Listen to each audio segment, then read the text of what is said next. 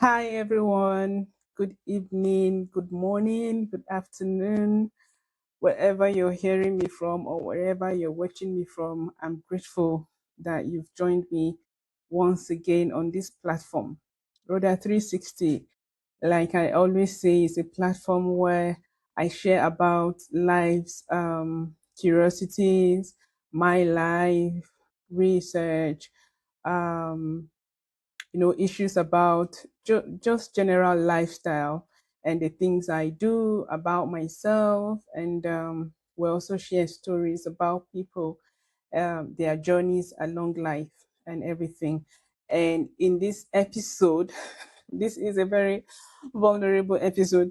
It wasn't planned for at all. I just felt it's something I should discuss and let it out of my mind. And of course, I'll be posting this. Yeah, you're welcome again to Rhoda 360. Is 360 degrees of education, is 360 degrees of entertainment, is 360 degrees of gist, and you're welcome. Thanks for joining me. Today, I'm riding solo. And like I said, it's one of those vulnerable episodes where I'll be talking about myself and how I'm navigating this journey, this PhD journey alongside motherhood. Now,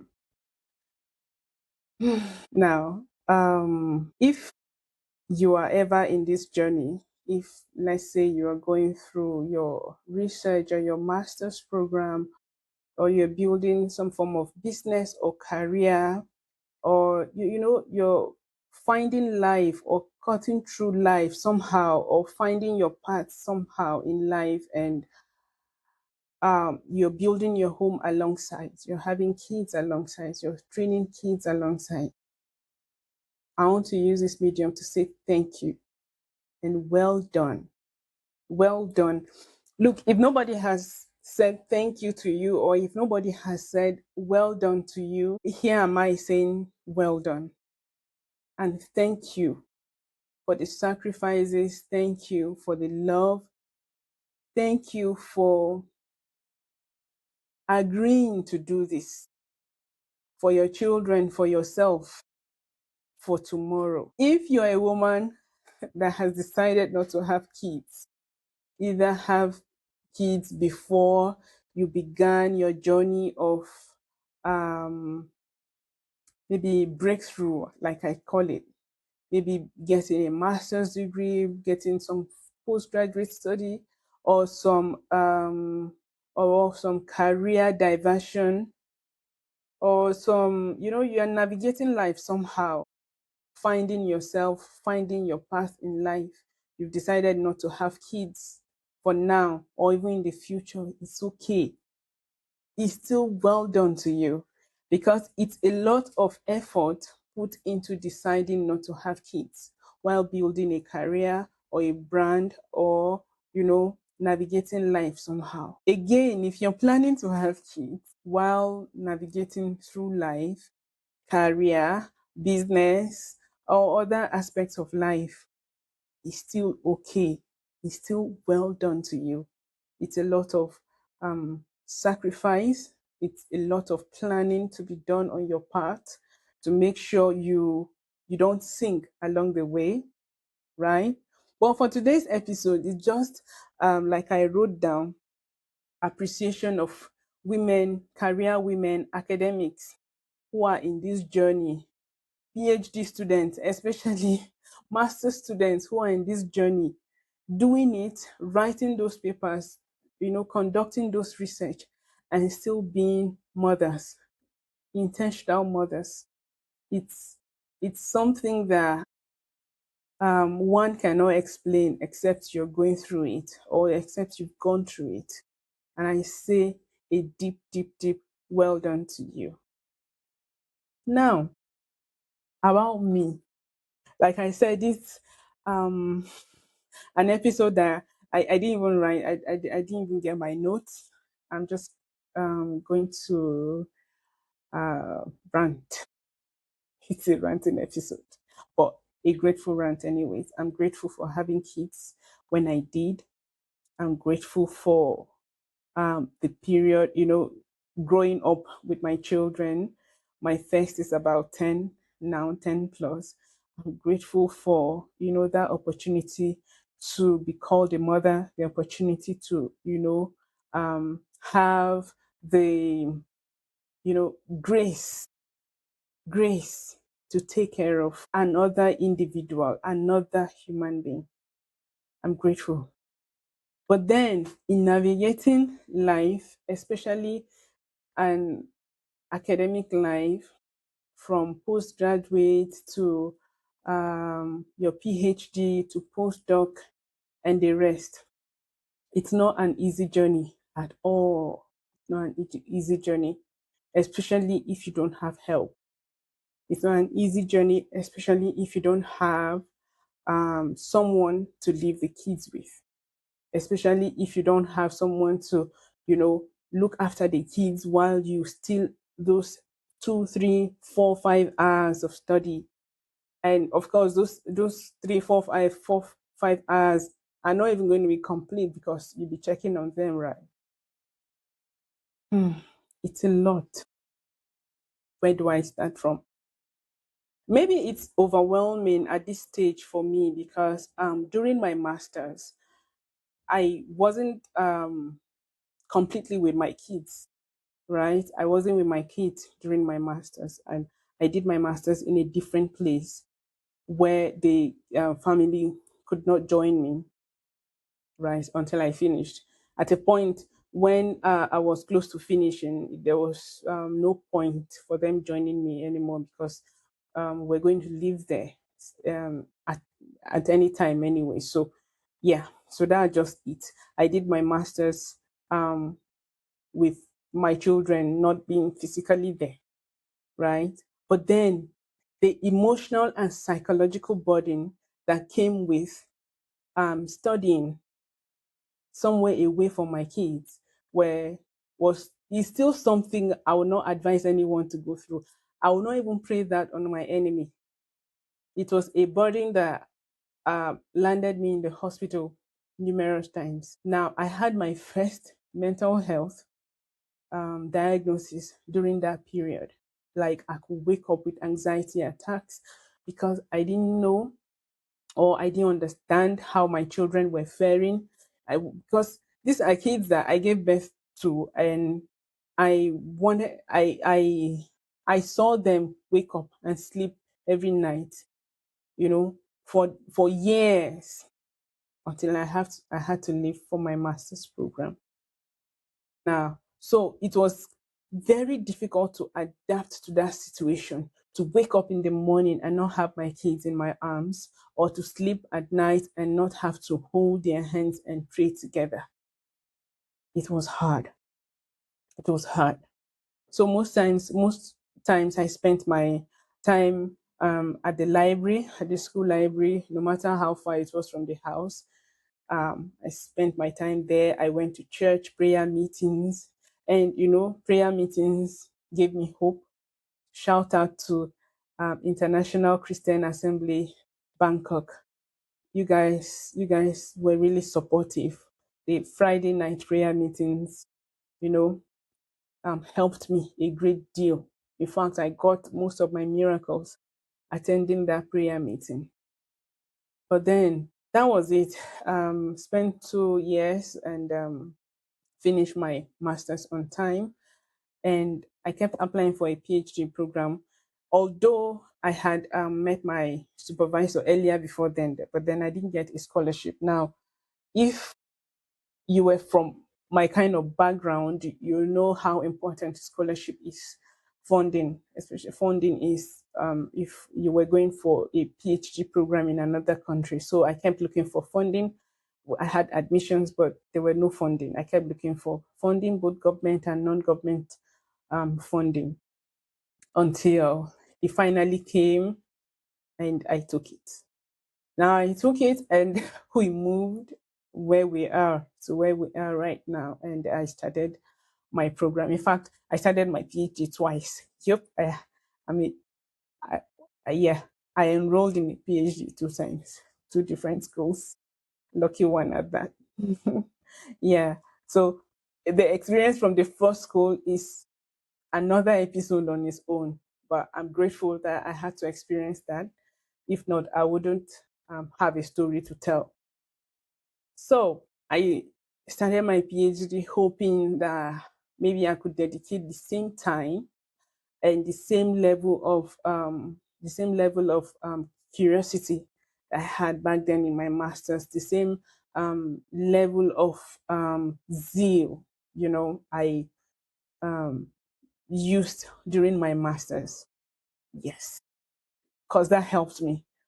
Since I didn't have anybody to probably feed in the morning or pick from school or take care of generally, I dedicated that time to um, my research, to my writing, ensuring that I finished my master's on time so I'll be able to move on to the next level of my life and for our family too. Starting a PhD, hoping, okay, yeah, I'm going to do that, I'm going to dedicate the same number of hours I used to dedicate to my master's program, or I even do better, you know. But then it's not like that. Not been like that. From waking up in the morning and trying to fix lunch boxes and trying to get them ready and out of the house on time, to when I would have to leave the house very early in the morning so I'll be able to catch the bus to the city because we live rural, very far from the city. So if I had to get into school at a particular time of the morning, I'll have to leave very early to be able to beat the traffic jam and all.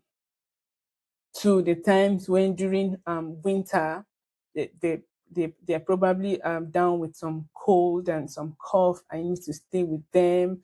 I'm struggling in between staying with them and showing up in school and you know doing what I need to do um, in that particular aspect of my PhD program, to how to pick up the kids from school and how to stay with them. Because normally, the general or the daily walkthrough is you wake up in the morning, you get them ready, their lunch pack, everything, drop them in school. If I was not going into school that day, then I begin my work by 9. And by 12 I take a rest, maybe take my bath or something, do some house chores, and I resume again. Then few minutes to 3 I pick them up and bring them home. Now you see that period between 2 p.m. where you get the house ready for them to come back and scatter again, and 6 p.m. where you'll be hoping, okay, when they come back from school, um, you're going to you're going to probably just fix them up and get back to your work. It's never really easy. It's never really easy because you will talk, you will help with homework, you would settle quarrels, you would warn people, you will hope they are having their siesta. You will check on them if they are quiet. You will check on them if anybody runs outside the house. If they are too quiet, you have to ask questions. You are distracted between when they come back from school and dinner time. But then after dinner, because you would have fixed dinner and everything after dinner, one is tired. So I spoke to some PhD colleagues, and then one lady told me she doesn't do anything daytime at all because she doesn't have time.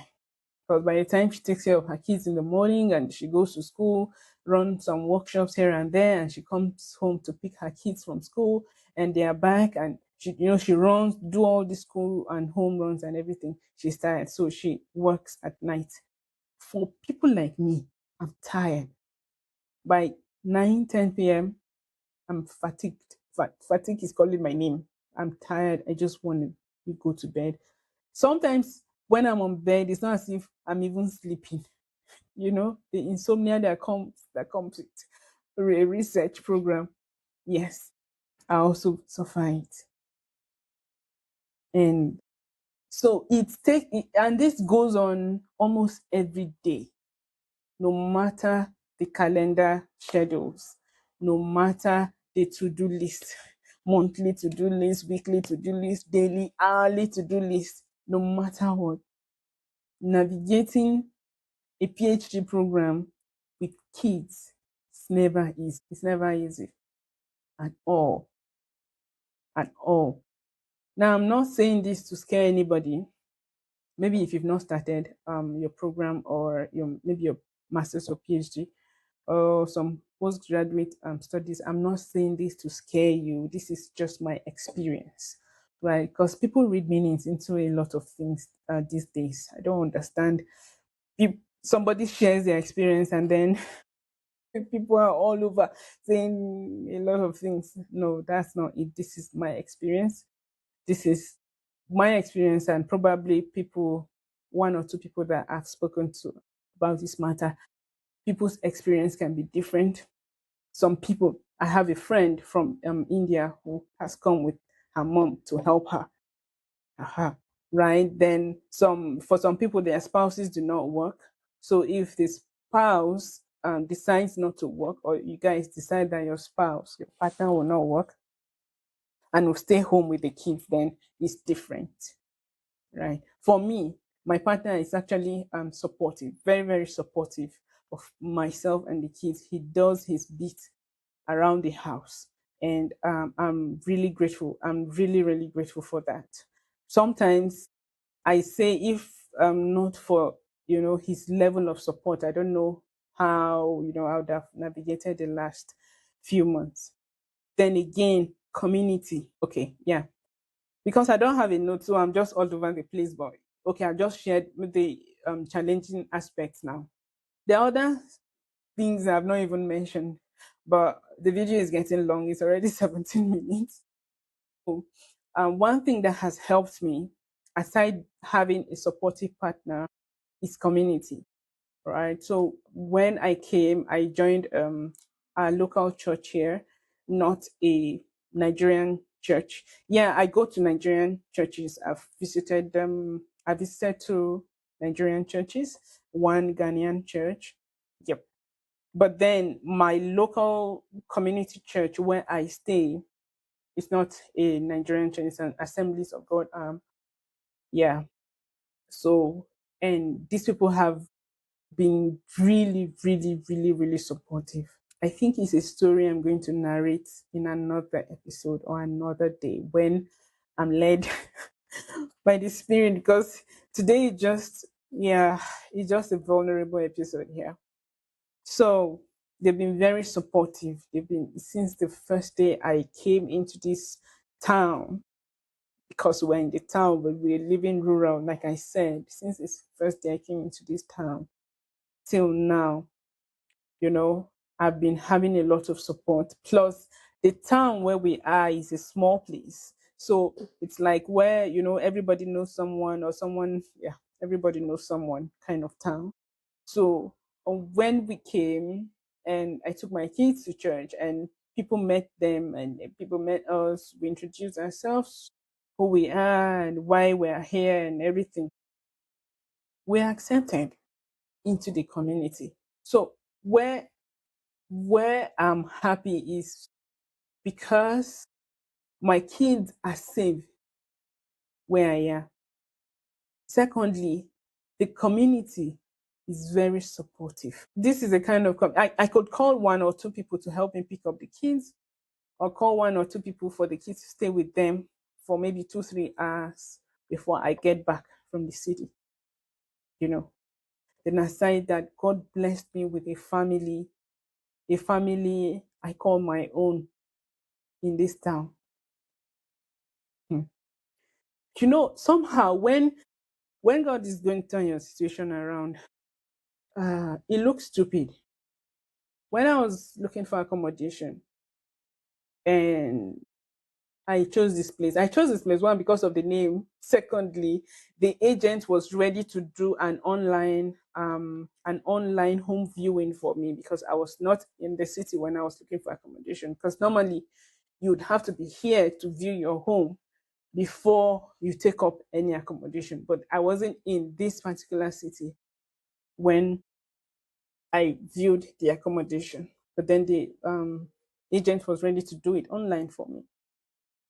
Yeah, and she did it, and I love the house. Immediately I saw the video, and that's how, yeah, we came. But then when I told people that, this is the place I'm going to, they were like, "Are you okay?" It sounded stupid because that part of the Bible they say they somehow, I can't literally quote it, but it's like the works of God are sometimes looks like a joke. Yeah, it looks like a joke. But then again, the same Bible says, when the Lord turned again our captivity, we're like them that dream. We were brought into this town, to this city to meet this family. This family have taken me and my household like theirs. Like, I can't begin to explain or weigh the form of support, the support that these people have granted me, you know, especially with my kids, taking care of my kids. Like, I could just call someone and say, I'm in school. I won't be able to make it. They pick the kids. The kids stay with them. I go for conferences. The kids stay with them. Now, because of them, I'm able to actually sit and do my work. In the past few weeks, I've been struggling with my paper, my review paper. And it's, how review papers are, especially, yeah, in some aspects, the whole analytical stuff, the whole interpretation, the whole thing. You need time, you need focus, because of these people, I'm able to like sit down and actually do my work and actually focus. Imagine if I didn't have this form of support, this form of community, this type of community, this type of support. Anyway, mine is different, right? It might not be like that for everyone, but I'm just sharing my own um, case, right? People that support me. For people, it's their families, it's their friends, it's, their work colleagues that help them with kids. But if you don't even have anyone, at least you know how to plan yourself, you know how to plan your time, you know how to plan your engagement, you know how to discuss with your supervisors for how they will help you and support you with maybe time management or with your activities. The ones I do not understand is mothers who work in the lab. Guys, ladies, how do you do it? How are you in the lab doing that research? Yet being there for your kids. Do you pick them up from school? Do you drop them in the morning? How do you go about their lunch, their dinner? How do you plan it? Because you guys, you guys are the MVPs. You guys are you guys are the ones doing it. My research is non-lab, and I'm going crazy. Yet, you guys go to the lab, you spend all those times. How do you do it? If you have any form of support, you can share. But then again, if you have your partners or your families helping out, you should appreciate them. You should tell them thank you. Tell them thank you. Anyone supporting us in this journey, we should actually appreciate them, because it's not easy. Now, I don't blame people who will say, "Nah, I don't want to have kids until I'm done with PhD." But then again, some people do not start PhD until later in life. So you can't actually question when people do things. You can't actually question when people wake up and decide to get something for themselves in life, you can't actually question anyways, guys. Nothing else. Just get yourself community. Be it church, be it mosque, be it other religious houses, be it groups. Yeah, groups you are aligned with, right? Groups that where your interest and theirs align. Just get yourself community. I think community helps a lot. If you're not able to bring family to help, community helps a lot. Then time management is a lot. For me, in the past few weeks, I've really seen how time management has helped me, right? Doing those to-do lists and ensuring I stick strictly to it, because if I fail in one, it means it's the other ones are going to be useless that day, right? So yeah, time management helped me. Then prayer. If you're a spiritual person, this journey is not one to leave to chance. If you're a very sensitive person, this journey is not one to leave to chance. Pray for help. The last time I wished somebody, I think a birthday message, or I sent some form of message on a group chat, and I said, God will help you. Someone laughed at that message.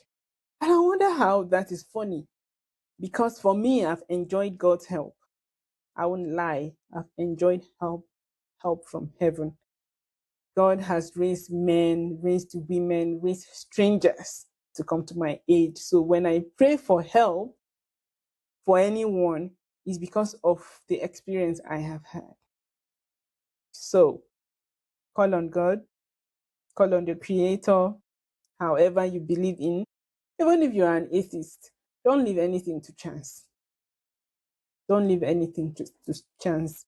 Yes, even if you're an atheist, you believe in hope, right? And you have faith that things are going to turn out well. So have the faith, be hopeful, and put in your best. But then again, before I go, don't forget to take care of yourself. Take care of yourself. Do light or even rigorous exercise if you can. For me, I walk, I take walks here and there once in a while, and it helps me. Walking has always helped me right from my master's days, walking. 30 minutes, 1 hour walking every day or most days helps a lot, and helps my mental health, helps me stay focused. Yeah. So put in 1 or 2 exercises, eat good food. Yeah. And let's hope for the best. I'm going to stop here. I wish you the best, and I can't wait to see you at the top and topmost top. Enjoy. Thanks for joining me on Rhoda 360. Bye.